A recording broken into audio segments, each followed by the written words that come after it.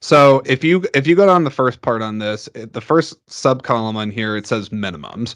So it's saying that the WGA is wanting a 6% to 5% increase for all minimum salary payments for residual, or excuse me, for residual basis. So that just basically means the residual rerun money and stuff like that, they get more of a bump than that.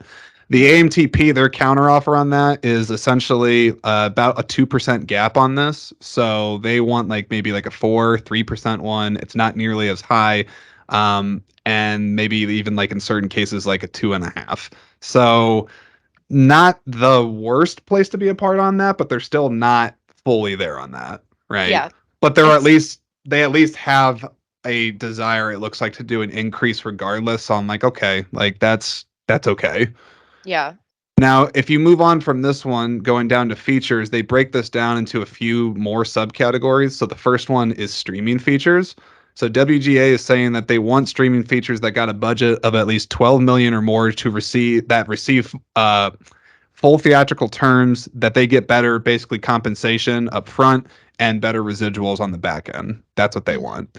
Now, there's some language over here that I don't fully understand for the AMPTP, but what is clear on this is that they're saying, sure, yeah, we'll do an increase, but it's for a $40 million budget project and not a 12 million. So that's about a $28 million difference in the area of what they constitute being an increase versus not.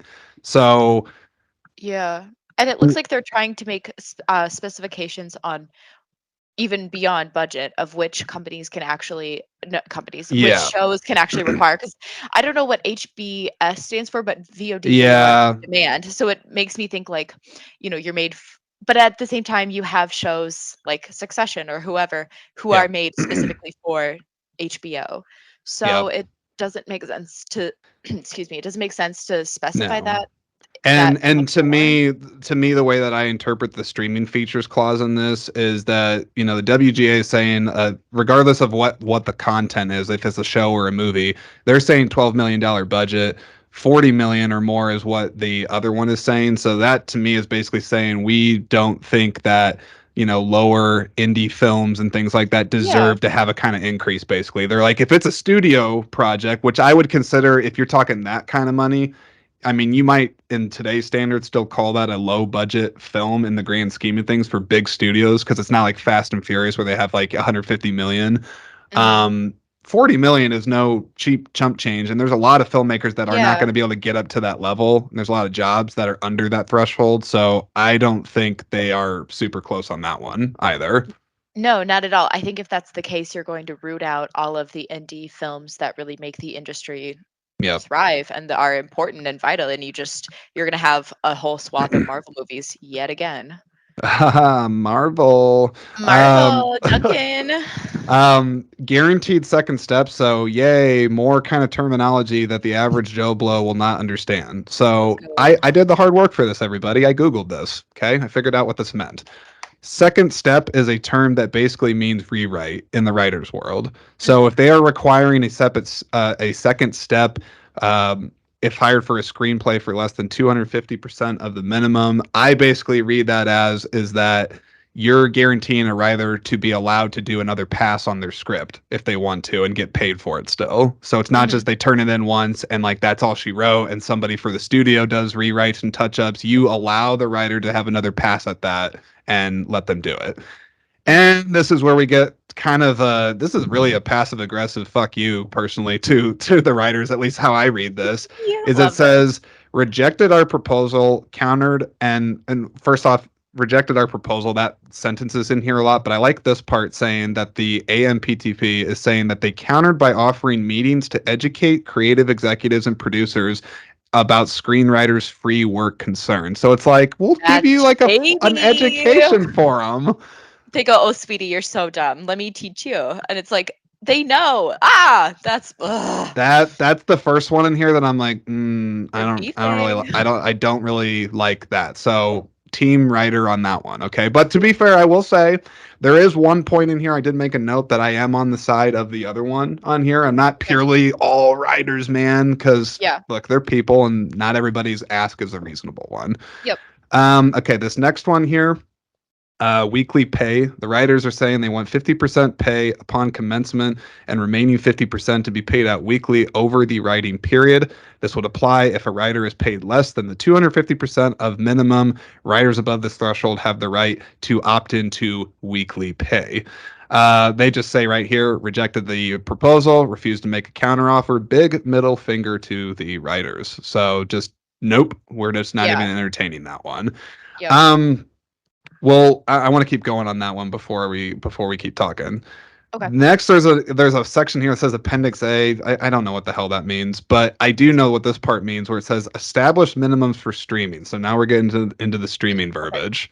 This is actually one of the parts where, unless I don't really understand kind of the full direction on this, I'm a little bit actually on the side of the AMPTP on this, and I'll explain.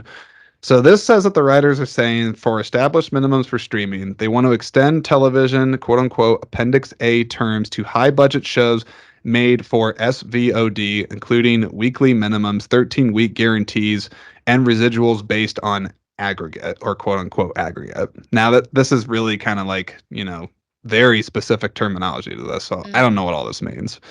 The AMPTP, then they say Appendix A weeklies apply only to high budget comedy and variety programs made for SVOD. Budget break is 700,000 for a 300-minute, a 30-minute show. So they put in some math on this, frankly, talking about like budget structures to how long it's being applied for. But the important part I want to emphasize is where they say there's no aggregate or 13-week guarantees that would apply, and writers can be employed on a daily rate basis. Now, here's where I say I'm not quite 100% on the writer's side for this, Mm-hmm. because the way I guess I'm reading this is that the writers are essentially wanting, if a writer gets hired on for something, they get at least to be on a project for like a week or, an extended period of time. It says even 13-week guarantees, right? Mm-hmm. I feel like there's got to be more language to kind of talk about this, because I could understand the studio's point of view basically saying, okay, you're saying any and all projects we have to have a person on for weeks at a time, when maybe they just need to be on here for like a couple of days or maybe like 2 weeks. I could understand where the studio would have a point on that, because that's Totally. kind of a weird precedent to set, to be like everybody, even if it's like a 1 hour project, they're going to be on and paid for like weeks at a time. I Yeah. don't know if I necessarily do agree with that. So, but I also acknowledge I might not be reading that correctly as well. That's Mm-hmm. just where I interpret that. Yeah. I definitely this just as a side note with this the way that this is set up, it is so just deeply lawyer speak that I'm Yeah. just gonna go with what you I'm doing interpreted it my as. best. I'm doing my I'm best. no, honestly, and your best is fantastic because I don't know what's going on. Reading Right. reading all of these terms like for myself. So I'm gonna go Yeah. based off of what you said. And I get what you're trying to say of like if you have a writer, you hit a certain point where you don't need them anymore. And that's I feel like that's not like a Hmm. that's not coming from a place of money. That's just coming from a place of logistics. If you're entirely shooting, your script is done, you haven't had to make any script changes, you don't need Right. the writer anymore. But that being said, this point did kind of come up in some of, the news coverage that I've seen. And I Mm. think it was Michael Schur, the showrunner for The Good Place, Parks and Rec, you know, Yeah, yeah, yeah, yeah. yeah, and he was talking about how the value of having people on set for longer because those are your next generation of showrunners. He came out of The Office, so it's like Yes. it was really important for Yes. him to be around The Office and again, different kind of a different environment where you have regular joke writing, you're on that regular Mm, broadcast schedule where you have the 22 episodes. sure. You're needed more versus Sure. a Succession. That's But yeah, it's important to have someone like that around regularly because it's like yeah. you need that next generation. You need to know how to run a show, That is and you actually don't a yes, that is a good point, because I did see the context made, not exactly from the individual you stated, the Parks and Rec guy, Mhm, but that there is sort of a professional ladder, if you will, that a series writer in particular would climb, and that maybe you're like a guest writer at first, or you have a couple episodes to direct and write, or you're, producing a handful. And then eventually, as you say, you graduate to, okay, I really know how to run and operate a writer's room and, the set and stuff from a writer's point of view. And now I want to go ahead and work on my own show, hence Yeah. the term showrunner, which is like you're basically overseeing all the story content and ensuring that there's continuity throughout. So Mhm. on that front, I totally get. I would say you keep that kind of a clause fair for them to like allow for minimum times on shows. That makes Mhm. sense to me. Like I could see that too, because a show, even if it is a streaming one, I mean, assuming it's going to be intended to have at least, let's call it 3 seasons, right? Just assuming. We don't even know, because that's kind of the gamble of TV too, is like you could still have something greenlit for 20 episodes, but it get canceled after a while because the viewership isn't there. But Mhm. for the TV clause, I think I get it. I just think if they're going to meet a happy middle ground on this, they have to just establish clear rules for exactly the duration and type of content. I don't think you could just do a blanket, like have writers be on there for weeks at a time for everything, because Yeah. I don't think everything would require that. But a show, certainly, I could understand that. I feel like Exactly. I could get behind that. But the like on a movie, maybe just depends on the shooting schedule that they have too. They might not need them for the entirety of the production. Yeah, no, I agree with you on that because yeah, your if you have your short little like comedy half-hour shows, you almost need to have your writers there all the time because the joke's not going to land or, you Yeah. know, you might need to adjust some material. It would be kind of foolish to not have them on site for longer. Right. But Right. totally with the movies, like, you hit a certain point and you're just shooting the movie. Maybe you reduce to a skeleton staff where, say, Yeah. a joke isn't working or the script has to be changed up a little bit, and you have maybe 1 or 2 people that stay on longer. But Yeah. I think it's a matter of actually really digging into really digging into the negotiations on this. How can we Yeah. make this very specific and outline exactly who can and can't be there? Yes. It's not a perfect system, and it could potentially lead to people being left out of the writer's room Yep. and being engaged in the show writing process, but at this point, who knows? Who's to say? And then something else I'll touch on this too, because I definitely think this is an important part when we talk about negotiations for stuff like this, is where does the money come from, right? Because Mhm. sometimes people are just like, they're like, we want more. Okay, but there's no such thing as anything free in life. Somebody Right. is paying for that. But I do happily have an opinion on that. It's just I'll reveal it once we get to the end of this. Okay. Okay. So if we go back through this, and again, I'm trying to make relatively breezy work of this because, as Sophia pointed out, you guys can't see this. There's certainly boring ass lawyer speak The shit riddled is throughout dense. this thing. So I'm trying to make sense of it, but we'll see where it goes. So there's also a section in here for episodic television. So this is where they actually get into the language behind the writer's room, talking about what they want. Mhm. Now, on the left here, WGA is saying that they're talking about pre-greenlit rooms. We don't have to understand all these terms, but what it does say is they want a minimum of 6 staff writers, including 4 writers and/or producers. They get into some specifics saying that they'd want a writer on contract for up to like 6 episodes, then one additional one if there's like 2 extra added on top of that, et cetera, et cetera. So it seems to me basically that you keep them in there for a good solid chunk of time initially, and then if the series develops and progresses and you need to bring on more people, you allow for that, but you still Mhm. let that first person be a part of it for a significant amount of time, it looks like. Yeah. And I'm To sure the AMPTP, they just said get fucked, that and absolutely not. they're just saying rejected the proposals and refused to do shit. So Yeah. that's that one. And I'm sure that Then there's some yeah, go ahead. clause I'm sure that there's some clause in there about payments on that time, whether, like, before the Probably. show is set versus after. Yeah. I mean, bless the people that put this together, because even if this is lawyer speak, I guarantee you there's still way more Oh my paperwork god, than yeah. what we're seeing here. So This is this is at least readable. semi digestible. Yeah. Then they also go down here to a clause related to the episodic television, and it's talking about duration of employment clauses. Okay. So this is also one where it's kind of similar to what I said before, where I actually lean a bit more towards the studio Mm. to this is, and they're saying they want minimum staff guaranteed. The WGA wants minimum staff guaranteed at least 10 consecutive weeks of work. And then there's some other language on here saying that writers on staff must get at least 3 weeks per episode. Half of the minimum staff must be employed through production, and one writer must be employed through post production. Now, some of that, sure, fine, but when they just put these rigid labels of like it's got to be 10 consecutive weeks, I just don't know if every project merits that level of work to it. And I'm not trying to be shitty to the writers. It's just at one project is different to the next, so it'd be really hard to put that set clause to me for everything. But again, I'm sure there's also a lot more to it than what I'm seeing here, and to what the AMPTP or the AMPTP. I'm gonna get tired of saying that. The Killing it. producers rejected. No, they just are. They're just not saying anything on that. Yeah. There's also, or sorry, go ahead. Oh, I was just gonna say I agree with you on that one. And it's the beauty of the WGA is that it can encompass so many people. Yeah, But for sure.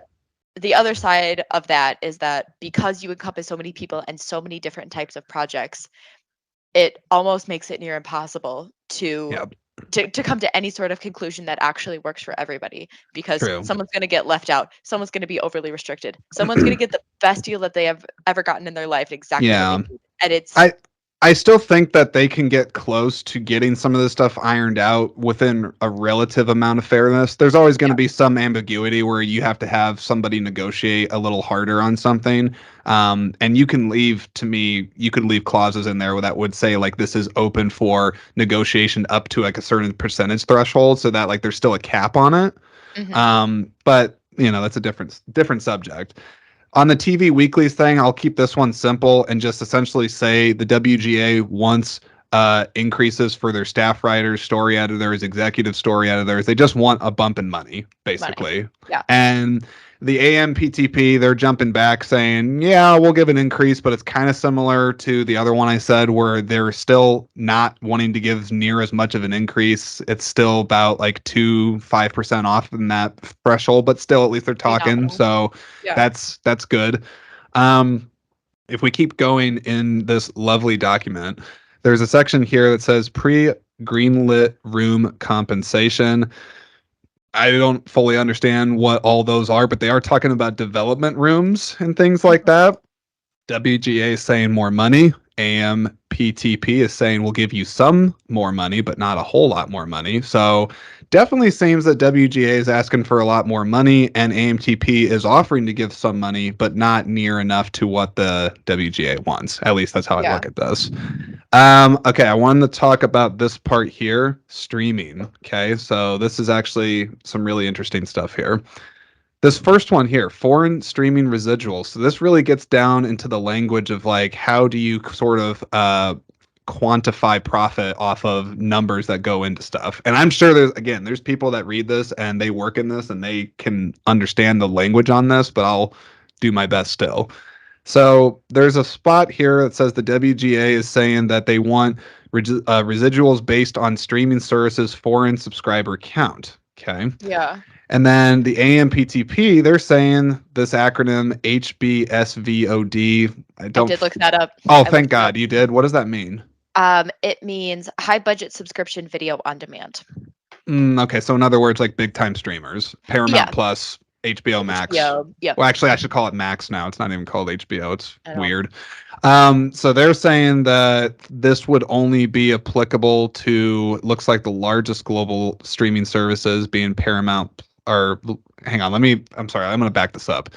AMPTP. They said their counter to that first one on the foreign streaming residuals of the WGA is that.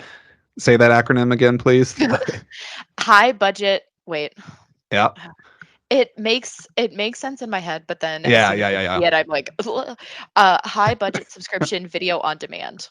Residual based on foreign subscriber count for largest global streaming services. Paramount Plus and Max continue to pay a lower license fee based residual. Hmm. So many So numbers. I'm sure there's a lot more to that, but again, my dumb brain and simplistic mind, that to me is saying that certain streamers pay higher residual ends, and there are certain that pay lower. And it sounds like to me that the bigger ones pay less apparently than Mhm. the ones that perhaps are not as big. So maybe like a Tubi or a Crackle or some of these other ones that are out there Yep. that aren't, a Hulu, but they still Yeah. have content that's there. But who the hell knows? Who the hell knows? And God help the people that make the rules on this. I echo Sophia, I echo you when you were like just like because this is just like I would not want to do this for a living. Okay. I want to keep going down here. It breaks down on the WGA side. It kind of gives brackets, if you will, for viewership. Now, I don't understand all this, but what I do understand is that they're like, okay, if it's less than 20 million people, you get a certain payout rate on it. If it goes up to like more than 75 million, you get big time payout for it. Mhm. And in turn, you go over to the AMTP and they're like, we'll give you a little bump, but it's still, I'm looking at the numbers. They're still pretty far off from what the WGA is looking for here. Yeah. Um, and just this whole subject too of like how do you even quantify like the residuals and determine that profit model? That's It's I know you would it's freaking weird. it I would don't it know. would require that you have buy-in from those big services, your Netflix, your Hulu, your whatever. It would Yes. require them to also come to the table, who are going to bring their own negotiations. And I think it's important. I think it's really like meaningful seeing those This numbers, but it's also uh like it's just going to gum up the wheels that much more. that's a great term actually, gum up the wheels. I'm going to use that one. Oh, That's a you good should. one. Yeah, Thanks. I I need really to like that one. It's good. rip that one off the dome. Hashtag Sophia's a writer. Amen. Okay. So there's a part here that I think I want to get your opinion on this because this to me is yet another screw you to the writers. I'm calling it like I see It's it. just constant. So there is a spot here that says viewership based streaming residuals, and there is a subtext that says tiered fixed. Now the In quotation. WGA on this document, they say they want to establish a viewership based residual in addition to existing fixed residual to reward programs with greater viewership, Mhm. requiring, I think this part's very important, require transparency regarding program views. This is what we Yep. talked about in that shady number shit with the streamers. To which we have yet another sentence of we not only reject it, we're not even going to make a counter to you. We are not Exactly. going to divulge our profit schemes to me. Like Yep. that's really how that reads to me. Um, I think because to me, like I look at this and I'm like, why is that not fair to establish a precedent on a viewership based residual and especially the transparency part? Why can you not be transparent with that information? Yep. It's kind of like what I was saying earlier of like you need to have the buy-in from those big distributors, those big streaming platforms to make this Hmm. happen. Again, pulling in outside forces and making negotiations more difficult. But to me, that Yeah. just makes sense. When you were talking earlier about what shows get rerun, the most popular ones, it's your friends, Seinfeld, George Yeah. Lopez at 2 a.m. Like George you Lopez at 2 a.m. A low very specific time frame to rider. watch. That is in the opening, isn't it? It is. But it to me, it just makes sense. Like Hmm. you if you are on those popular shows, you Yep. deserve to be rewarded for the fact that you produced something that was so quality that so many people wanted it. Yes. However, I will say the only thing that scares me a little bit about it is, Hmm. especially when it comes to streaming, is the fact that like you have somebody like Spotify who historically has been horrific at paying their people, paying their artists that use Spotify put their music up I'm there sure and that's a things like that. whole. I'm sure it's got to Whole be a other whole other conversation. beast. Because Whole other yeah, I don't. conversation. I don't understand how musicians make a livable wage off of the streaming I payouts don't. on that. That's the thing. I mean, Unless they probably make the bulk of their money from honestly touring and things like that. Or at not least even I would hope. I don't. You know more. not You're even the that. yeah. You know more. And that's I'm trying to keep the lid on the can of worms right now because it's dangerous. Yeah. I'm about to fall in. But all that to say, the biggest thing with Spotify is that with their streaming, they pay pennies on the dollar Mm, for putting out a song. And it seems like the way that it's set up now with streaming, it is the exact same way for right. for it. So it just makes sense that yes, and it does kind of okay. Yep. Yep. Ah, it does. It is mind. It's a little bit of a mind fuck because you want to uplift the smaller shows. You want your weird little thing that just gets kind of dropped on Yeah. whatever platform to be able to have the same to be able to prosper and to maybe find that Yeah. second season for the devoted fans to potentially become Yeah. one of your biggest shows. But it also just makes sense to pay out your biggest shows too. Mm-hmm. You know, if you have someone producing White Lotus, someone writing for White Lotus or whatever great Hmm. show, you deserve to be compensated. I don't know. Yeah. It's ugh. So and we're gonna get to that here. We're gonna actually get to that soon, which is the where would the money come from for these Mm, increases? As mhm. because and I also I'm just gonna give a warning to the audience in here. When we get to that point, I definitely may come across as man, like screw the corporation and like the thing because there's definitely some sentiment there, and I think you'll and I have some specific information to go along with that, so it's not just nonsense. Hell yeah. Okay, so the streaming thing, I don't think they're close on that. I'm actually very disturbed by the fact that according to the WGA, there's not even any talk about having that transparency of program views on your That's like just insane. even if like to me like okay even let's say like one of these streamers is not like a publicly owned company, so you're not going to share that information, fine, I get that. You could but keep to it say internal. but to say that you would not even share that information with your creators, the people that are doing it, big red flag to me. Totally. I don't like that. And to me, it's just as a producer, wouldn't you also want to have that information? Yeah. Because it's say, you have a show like The Bachelor where it's like you're getting X amount of viewership and you want to create a spin-off show as a Yeah. producer. You would want to know how many viewers you're getting from that streaming platform on that Mm-hmm. content to kind of understand like, is this a viable option for us? So Mm-hmm. to be like, absolutely not, don't give me that information. I absolutely don't want to know. It just seems like poor business sense. Who's to Yes. say? I don't know.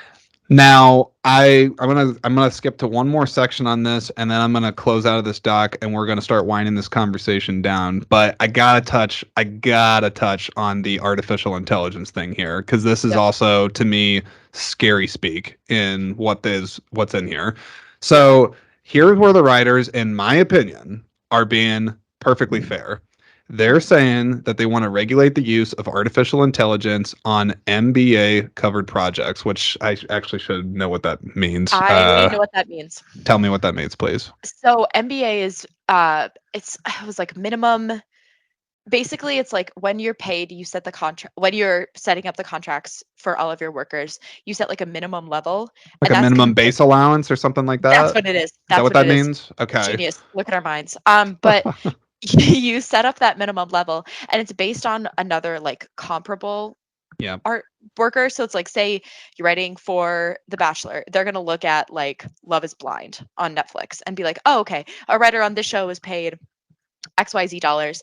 We'll set that minimum allowance at XYZ dollars. We can pay them more, but we can't pay them less than this. But and they're not comparing to like a Shonda Rhimes show, like a Grey's Anatomy, who gets a lot of Right. viewers, pays a lot of money, blah blah blah. They're gonna look at another kind of on that same level. Yeah.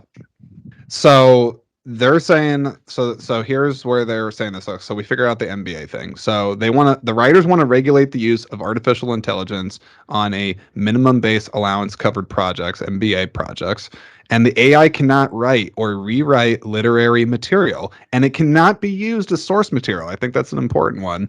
And Mhm. that the MBA covered material cannot be used to train artificial intelligence. Okay. I love that they were that clear about it. I love that they Yes. had exactly, this is what we want, this is what we want, and this is what we Yeah. want. Because if they were And just like no AI, then it's a problem. But they said it. Love yeah, that. and I'm sure there's probably a thing in here because I imagine this is like a summation of a bunch of complicated lawyer speak because I would also want to put in something here saying that like for like maybe the let's call it 10% of the total WGA that actually likes the AI thing, if they want to like I said use a sophisticated tool to help them polish up something, I That's don't like, yeah. personally think that's a huge deal. But yes, this they have this language here. Mhm. And then this is Makes my blood funny. boil. So yeah, Blood boiling. you've already read it. So it says the AMPTP they say rejected the proposal, countered by offering annual meetings to discuss the advancements in the technology. So we'll talk about it with you. So like we'll hear you. We'll hear you out. Hmm. but we'll still also not give you a job because the robot over here is writing for you now.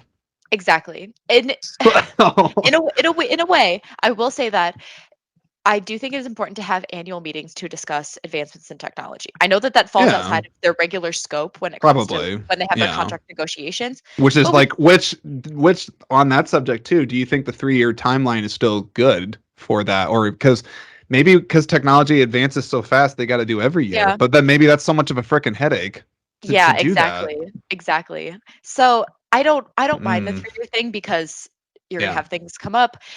I don't know. Maybe things change because I do agree that technology, especially in entertainment, progresses so quickly. The And last it or sorry, continue, please. oh yeah, it's just important to have those regular conversations, but the degree of condescension that's in that stupid thing Def of like, "You're yeah. so dumb." No, Yeah, it's not so not feeling that. annoying. Oh, it's so I annoying.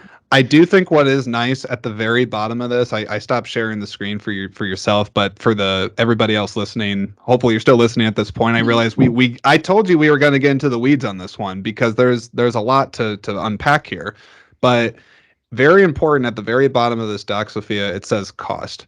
And it says right here, black and white, the WGA, Writers Guild of America, proposes these proposals in summation would gain the writers approximately 429 million per year. And then they clearly say that the AMPTP, their offer is approximately for an $86 million per year increase. So way far apart on that. And then, interestingly enough, the WGA throws in a little. To me, this is kind of a passive aggressive slam.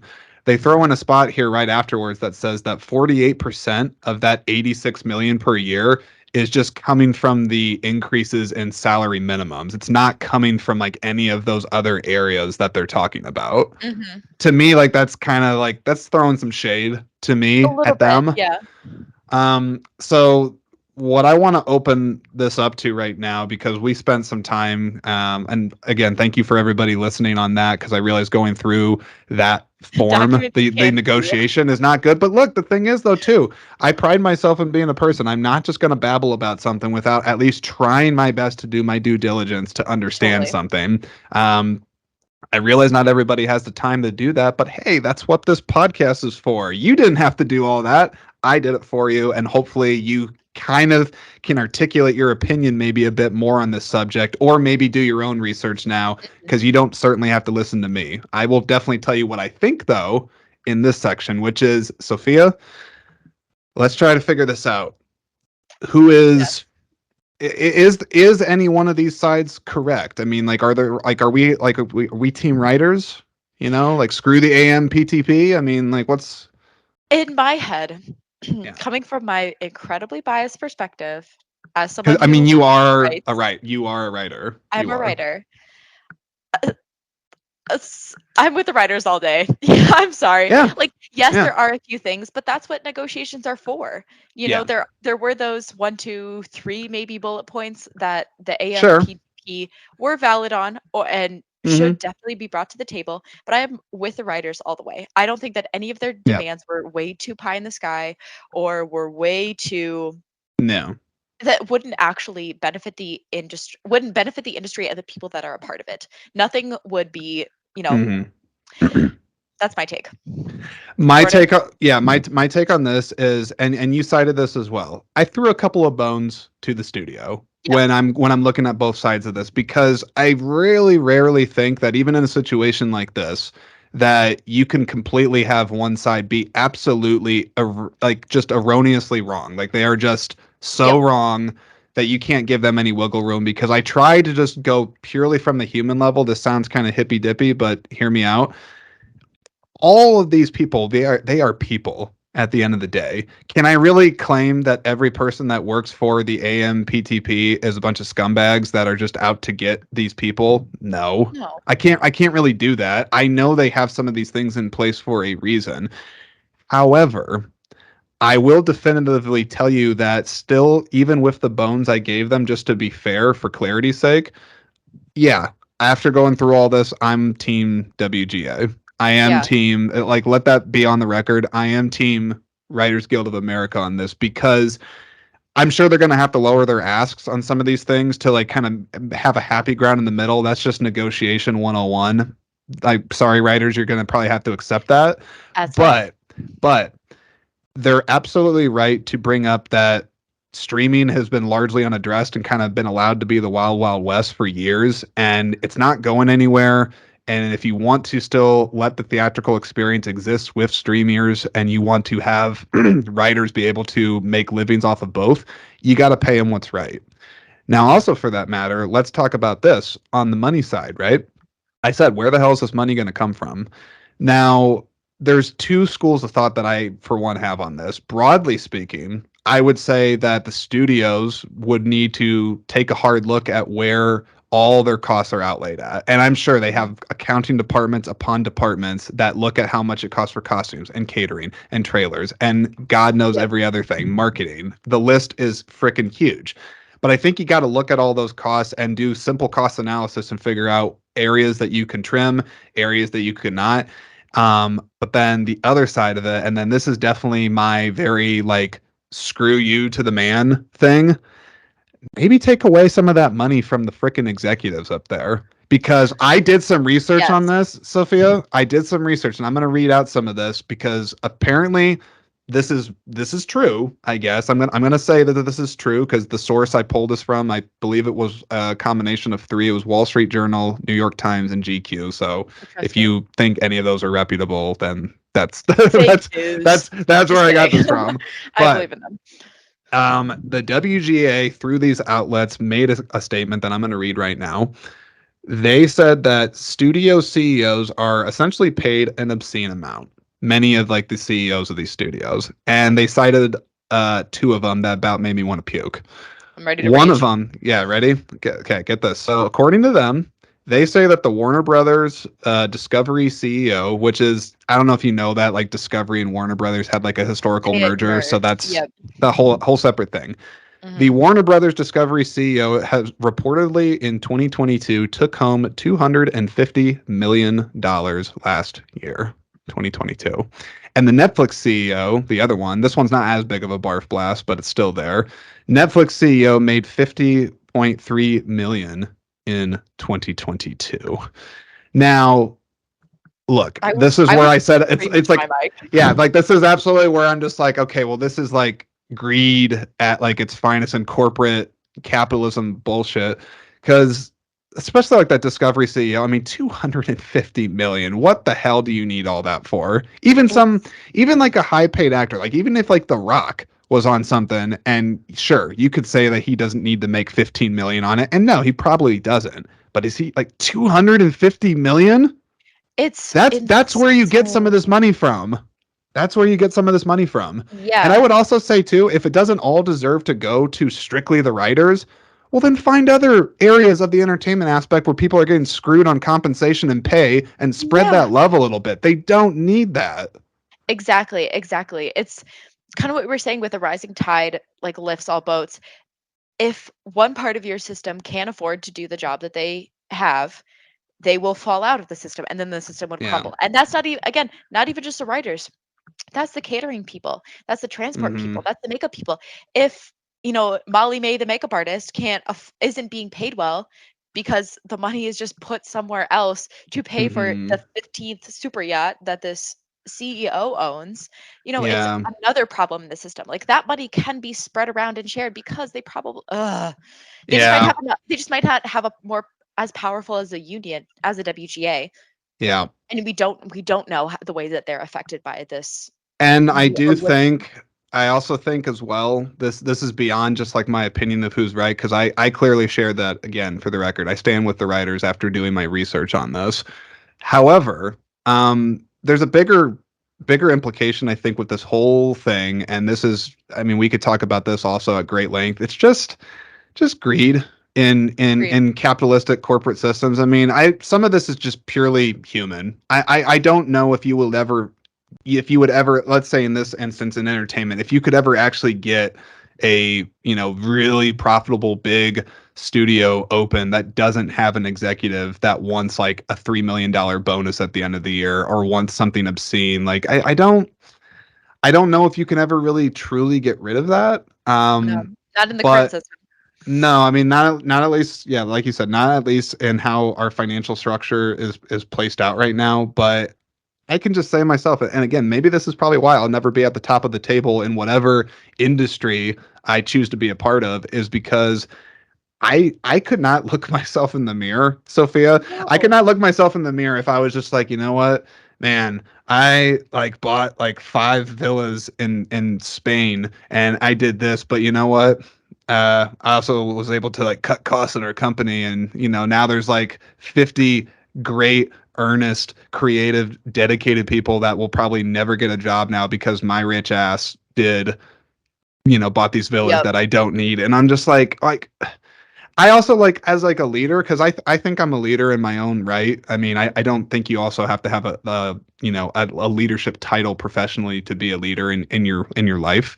Um, I just, to me, like, that's not real leadership. I mean, to me, No, like, a not at real all. a real successful, even like a really rich person, like, yes, you would want to stay rich because you want people to look up to you, and like that you want there to be a clear like path to be like, you want this, you got to do all this to get there. So I'm Yep. not going to dismiss somebody and say rich is bad all the time, but I know there are executives of companies that also are good.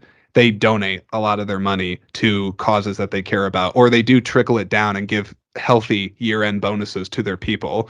And I definitely think if I ever got into a position where I'm more in charge of the checkbook like that, we're going to do like a lavish party and things like that, but it ain't gonna be for me. Exactly. It's gonna be for the freaking team because Mhm. I get enough perks being at the top as it is. Why the hell would I need, like, I just, yeah, I can get kind of infuriated when I talk about that subject as well. It's yeah, and It's very it frustrating. no, totally, and then it's also just a thought of putting a price on art, because no matter how what show you're working on, it doesn't matter, you are creating art in some sort of way, Yeah.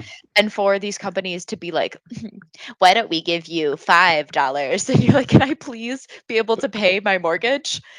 It doesn't it's Yeah. not it's not useful. You're just denigrating the artists that create the thing that you are enjoying and that you're loving, and it's just like Yeah. it doesn't work that way. Something else I just thought of too, because this could, I mean, there's going to be a lot of implications that can come from this beyond just the strike that's happening right now. Something I thought of is, how we talked about, majority speaking, at least time has told that any successful writer that's going to have a future, they're going to probably be a part of, WGA, Yeah, or in some part they'd have to work with one of these studio systems to get their project made. yeah, If things go like this and there continues to be just significant breakdowns in the negotiation and you're getting nowhere, ultimately, like, all artists and viewers ultimately suffer at the end of the day for this, because then you're not going to get those great, big studio movies like Guardians of the Galaxy 3, Dungeons and Dragons, any of these big movies. There's going to be significantly less and less of them made if these mhm, unions cannot be more fair to their employees that they contract and represent. yeah, And then it's not to say that other good content doesn't get made, but again, going just to audience, it's not going to reach as many people. Things will just be really niche and cool for like a very small group, but then the people that work and bust their ass on that bullshit to tell me that they don't want that stuff being seen by as many people as possible. exactly, exactly, and then I Does think that it just shows does that make sense? totally, totally, and then I think it just also shows greater maybe this makes again, to use your phrase, hippy dippy, maybe this whatever. I don't know. I It should probably find a different term for I that, like it, I like it. but It sows more cultural divide because you have those people who are like, "I can Mhm. access this highbrow thing," and then they just, like, look down and they're like, "Look at these losers who don't know about this TV show because blah, blah, blah." It just Yeah. doesn't it's not a successful system to make it work that way, to force W- it to work that way because it shouldn't so naturally. I got a couple small things to finish this out on, because you've been more than generous with your time. I figured this would be kind of I'm a having a great time. I figured this would be a beefier episode just because of all the, not just the nuance, but I mean, you all heard it here, people. There's a lot of details, a lot of Mhm. deets to break down on this. So I appreciate, again, everybody making it this far, because I also just, sorry, I Loved it. See, I'm That's like, great. my brain's spiraling out Fried. because I'm like, Yep. oh, this lawyer speak and unions and everything. But Yep.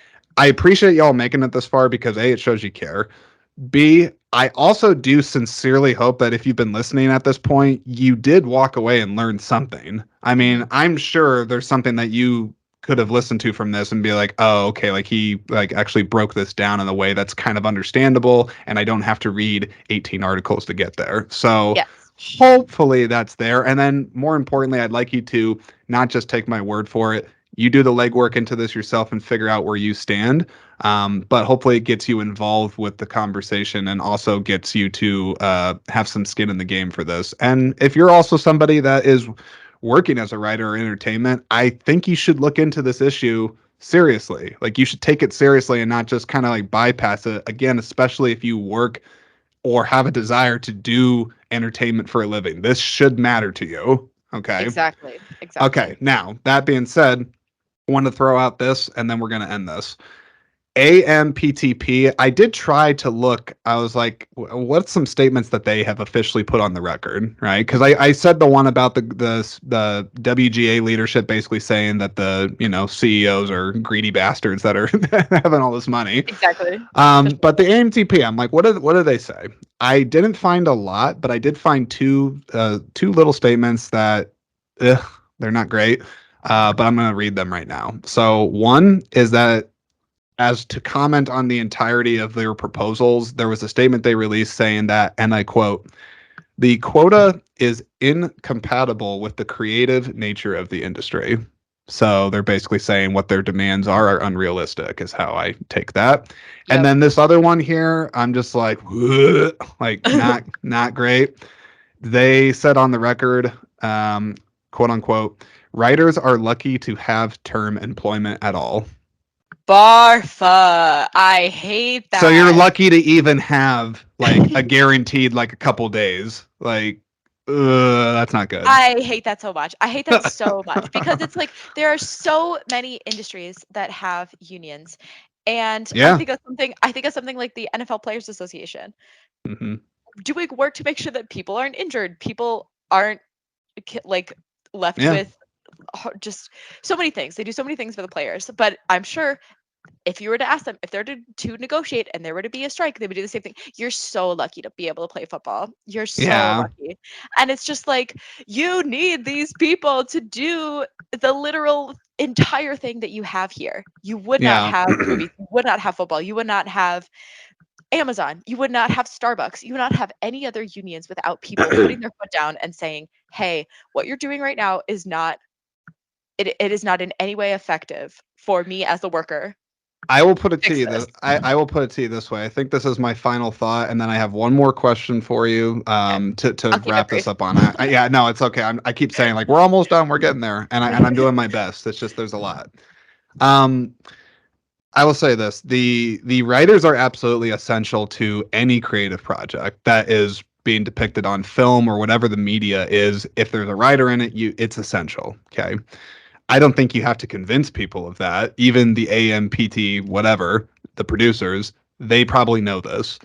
Now, that being said, though, it is interesting when you look at the power that a union has, because I'm sure there are others that have more influence than not. So, for instance, let's say, and I just want to be clear on this. This is kind of jokey. I'm going to get into a little bit here. Okay. I have full respect for the group that I'm going to kind of make fun of on this. So I'm not throwing you under a bus. This is just purely for an Just example. goofing. Just Okay. goofing. I know. I sometimes spell this out because the last thing I want is someone to be like, well, I do this for a living, you son of a bitch, and You're blah like, blah well, blah. be better. Here's what I'm trying to say. Let's say the caterers that work on a movie, the people that give the crew food. Okay. Let's say they're pissed at a lot of similar things. Their base rate sucks. They're not getting paid, unsafe work conditions. It doesn't really matter. They're pissed and they don't want to work.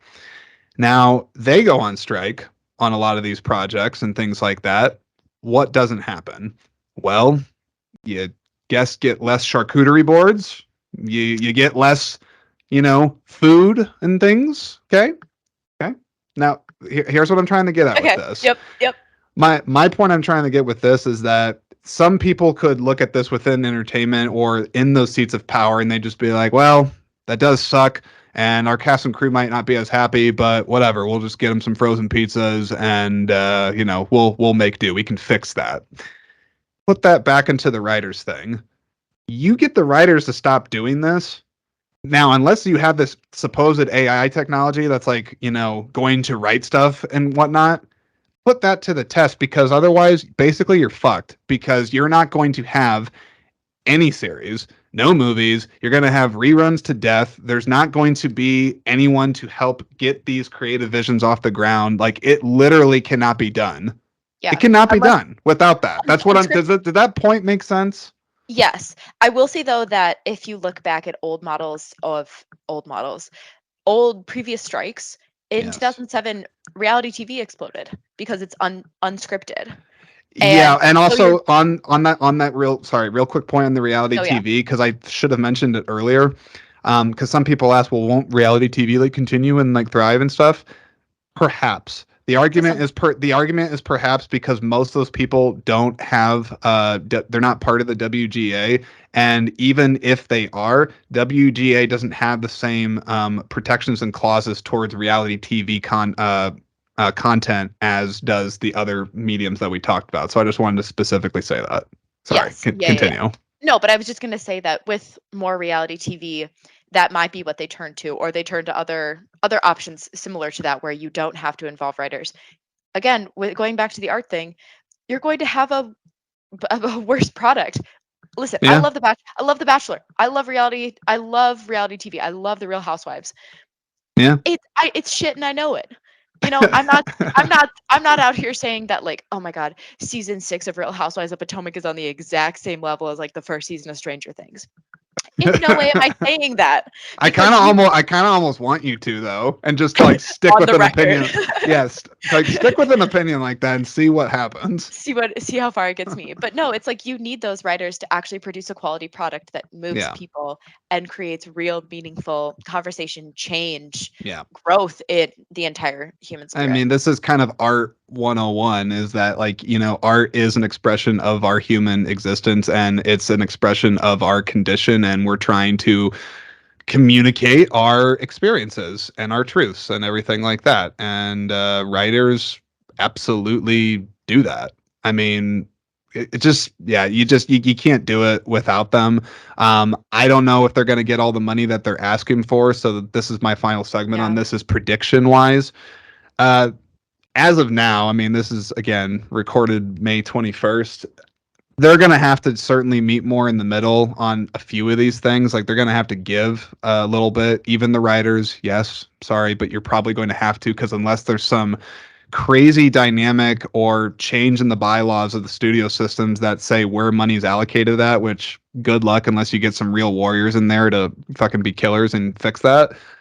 They're going to have to meet more in the middle. I do think both sides would be foolish to drag it out indefinitely, like for like a real long time. My optimistic prediction is that people bang their heads together for a while, and then maybe we're back into the swing of things by like September.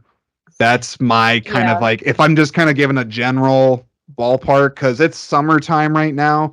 I'm sure people, don't watch as much stuff, at least inside, because, summertime, at least domestically here in America, it's Yeah. nicer, Enjoy it. Yeah. So I don't know. I think we still have a lot of room to go, but I would also implore this to perhaps somebody on the WGA or the AMPTP that somehow found this and they listened to it.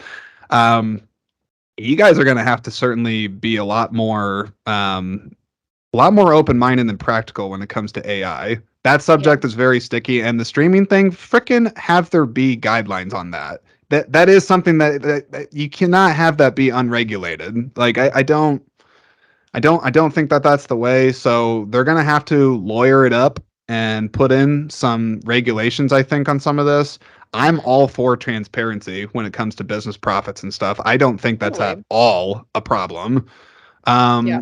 And I really ultimately, at the end of the day, I want to see creatives in these things continue to thrive. And I hope through these painful negotiations, as stressful as I'm sure they are for, of course, no one more so than the writers, um, I hope they get through it. I hope people learn something from it. And I just really hope that this will ultimately result in a more equitable place for writers and creatives of all types to be working in. We love this industry. We don't want to see it be diminished and tarnished and screwed up by Hmm. greed and shit. So Exactly. that's my speech. So That's what's beautifully what's your said. what's your prediction? I agree with what you're saying about how it's people on both sides are going to lose some of the things that they brought to the table. Yeah. That's just the way that negotiations work. That's the way that compromise works.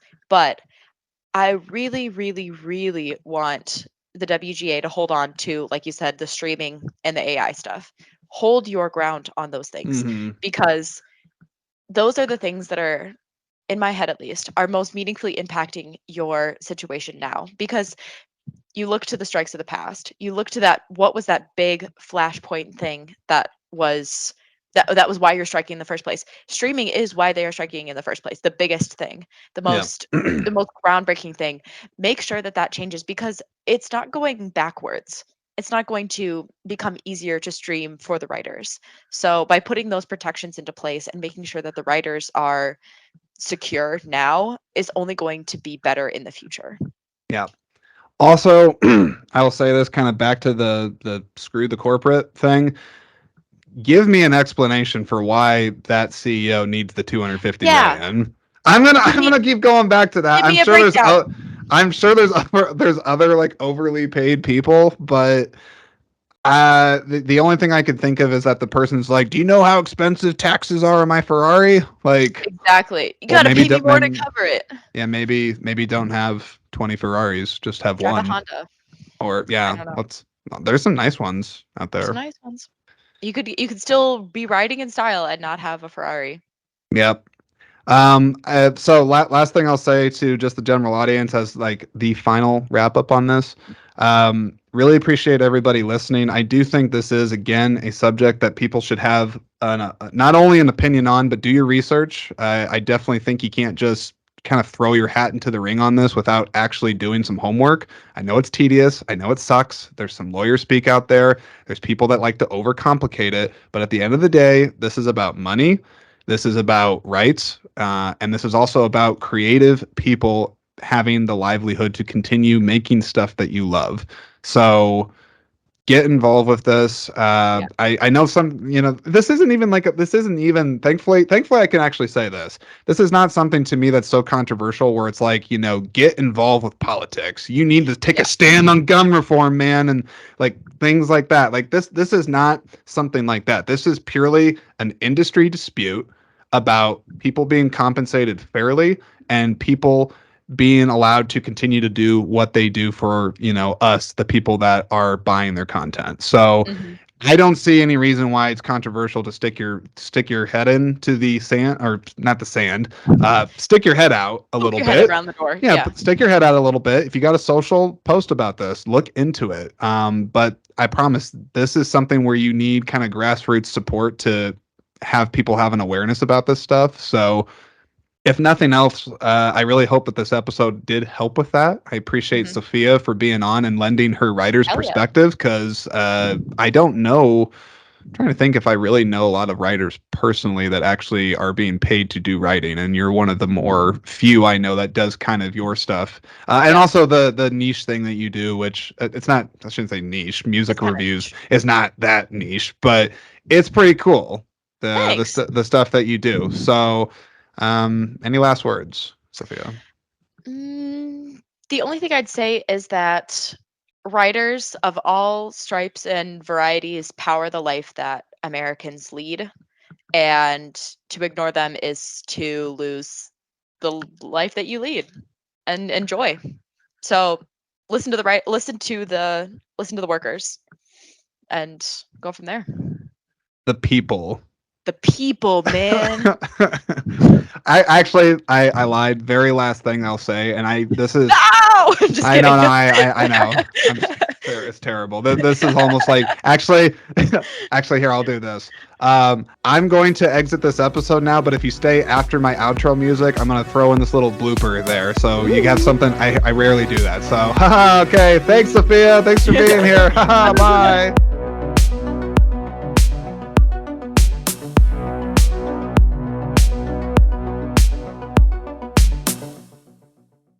Okay. For Okay. the real Now. ones. Okay. For the Hey. real ones that are still Yeah. here. You're still here, right? Okay. So, one thing I find very kind of not hilarious, but like I just think it's interesting. So with protesting and picketing, I love that despite all the advances in technology, we still resort to that wooden stick with a I love it. sign on it. I Like love they I haven't really love changed. They haven't really changed that. It's like there's something about the actual stick and like the writing on it. Though I do see the Mhm. WGA has like they look like they have Yeah, like branded ones. branded. They have branded ones, and I Smart. wonder. I wonder where people get that. They probably They honestly hand have them like out. a They probably I'm hand them sure, yeah, out. like set Yeah, there. But they're funny and it's more because it's like not like it's they more hold up an visible. iPad, right? Or like a Yeah. big like you need the Physical media, man. But physical no, picketing. physical. No, it's just like you can see it, and also if someone crosses Yeah. the picket line, bah, get them with your little stick and be like, "Why are you crossing the picket line?"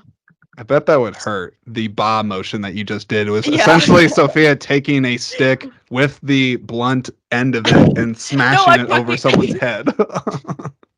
yeah, all WGA members should resort to violence is what I'm saying. Put me on the record as saying that. But That's not good. yeah, don't do that. Don't do that. No, But I just had to funny. throw in a thing in there saying that picketing has not really changed as far Yeah. as the way of doing it. And tell your listeners, I can just tell them. I'm on the I mic mean, too. yeah, you're on Listeners, it now. listeners, look up some of the signs that the WGA members have come up with because writers are funny and writers Mm. have come up with some great ones. Um, I better a look this little up quick, peruse. and I'm gonna look this up. WGA picket signs, Hmm. because I'm sure I'll put like the best picket signs. Yeah, someone's made a listicle. Don't you worry. Oh, there is a list. Actually, hey, plug for NPR, but they have one. The best picket signs of the Hollywood writers' strike. This was published on May 4th, so it's relatively new. Hmm. Okay, so I'm just gonna read out some of these really quick. This one's good. It says, of course, all these say Writers Guild on strike. They all say something like that, and then the message is typically on the bottom. This one says, uh, "wrote wrote Chat GPT this." Yeah, this one says Chat GPT doesn't have childhood trauma. Oh. This one says our therapist keeps saying we have to stand up for ourselves, so here we are. Sorry. Nice. Let's see. Do you have one that looks funny? There was one that was there was just a lot of like, put us back on the job or we'll spoil your favorite show. Oh, this one's good too. You're gonna be the villains in the limited series we do about this. I like that one. That's a good one. Let's see. Oh, yeah, this one has a little scenario. They have writer, and then it says, I have a family to feed," and then it says studios. Who told you to have a family? Oh. That's depressing. Ah! This one's Think about that simplistic. This one. one's simplistic. I like this. Give up just one yacht with one being underlined very heavily. Where's that money going? Why do you have that much? Why are you being paid that much money? What's it for? Uh, this one just there's a lot of chat hate against Chat GPT. This one says I told Chat GPT to write a picket sign and it sucked. Nice. I guess okay, let me find one more and then I'll shut up because this has probably been one of the longer episodes in Screen Speak history, but it's fine. It's Just fine. This go. is an interesting subject. Yeah, they could just go for a long walk, They being Let's see. beautiful Pay. listeners Yeah, that there's the one I are think you listening. just said. Pay your writers or we'll spoil Succession. That's interesting. Um, I don't know if I understand this one. It says AI question mark more like I. Oh, I get it. Ay, ay, I. ay. I like that one. That one's That's a good clever. one. Uh, well, this person's directly out of Walt Disney Studios, and it just says the greediest place on earth, and it has like a drawing of That's like the mouse. good. The mouse. Oh, guild versus evil. Damn, that's pretty harsh. Mhm. Um, the CEOs have yachts, writers have mortgages. Yeah, that is also very true. That's the thing. It's just right there. This is interesting. There's two of these side by side. I wonder if these people came together. It says the first one says, "What would Larry David do?" Okay, and then Always a next to question you it, gotta ask yourself. and then next to it, because I said this is where I see the connection. The next to it says "No scripts for you," like soup Nazi. Like there's a tie-in for that. So that's uh wow, this one, it's not even, this one's good. Okay. So, spoiler alert, all the old white CEOs die in the end. Nice. Get Man, their ass. I keep saying I'm going to say one more, but a lot of these are good. I just, I keep, oh, okay, this is the last one I say, and then I swear to Okay. God, I'm done. There is no post-credit scene after this. This is post-credits. For those of you that watched Andor, you'll understand this, but it has like the rebellion symbol painted into the word one, but it says one way out. So if you watch that, there's a prison break that they do in the show. Oh, Andy okay. Serkis leads it, and that's his chant that he kind of says to everybody is one way out. And then in parentheses, the one way out is a fair contract. Love. That had complexity to it. Yeah. Nice. Yeah. So it was I had to explain it, otherwise it doesn't you not appreciate. Yeah, I really wasn't when you first read it to TBH, but No, I'm no. glad That's I why I know said now. it's specifically for the Andor audience. Okay. Yep. Andor Okay. heads. Oh We've no. been talking for almost 3 hours. I think we're done. Yeah.